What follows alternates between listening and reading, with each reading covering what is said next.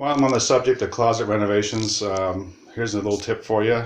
I use these lights in my rentals. These little LED lights, they screw onto a bracket. I love these things. They've got a plastic cover on them. It's not going to break and rain down glass. They're LED, they do not get hot. And when it comes time to repaint your rental walls,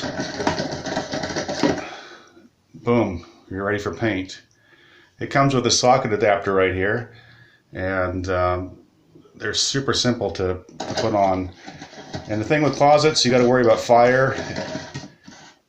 If a tenant's going to stack a bunch of clothes against a light or put their kid's 8-foot teddy bear in there, some of these regular light bulbs can get very hot and cause a fire hazard. So I'll put a link in the description.